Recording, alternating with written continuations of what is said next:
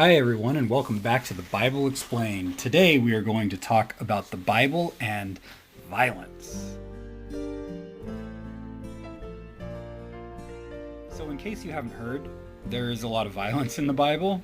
In fact, many people reject the Bible outright because of its depiction of violence. And I appreciate that deep concern about biblical violence. But here's the thing.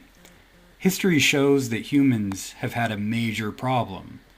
The truth is that every culture, including ancient Jewish culture, has suffered from acts of violence.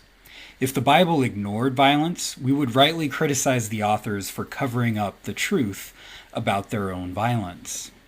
The important question is not whether or not there's violence in the Bible. Of course there's violence in the Bible. The question is whether or not the Bible critiques its own violence. When it comes to violence, René Girard claims that the Bible is a text in travail. In other words, the Bible has sections of violence, but it also has sections where it critiques that violence. Take the book of Joshua, for example. Joshua is one of the most violent books in the Bible. After conquering one city, it claims that Joshua and his men devoted the city to the Lord and destroyed with the sword every living thing in it. Men and women, young and old, cattle, sheep, and even donkeys get murdered. It's horrific stuff, and it seems as though God is behind it all. But there is an important criticism of this violence right there in the book of Joshua. While on their way to conquer these cities, Joshua saw a man with a drawn sword on the road, blocking the way forward.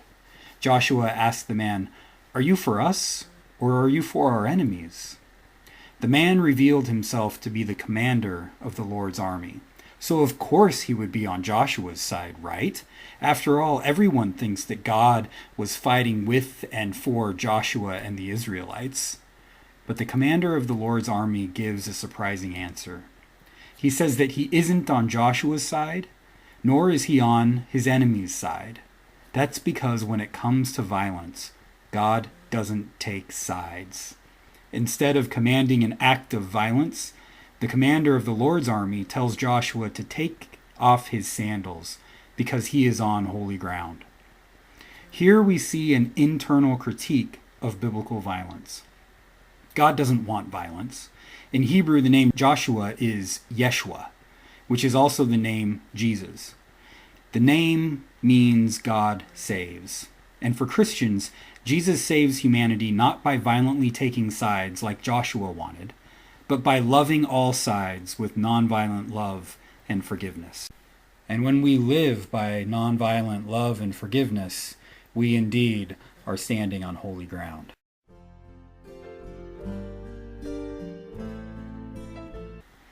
Hey, thanks for watching this episode of the Bible Explained. If you have any questions about the Bible that you would like explained, please leave them in the comments section.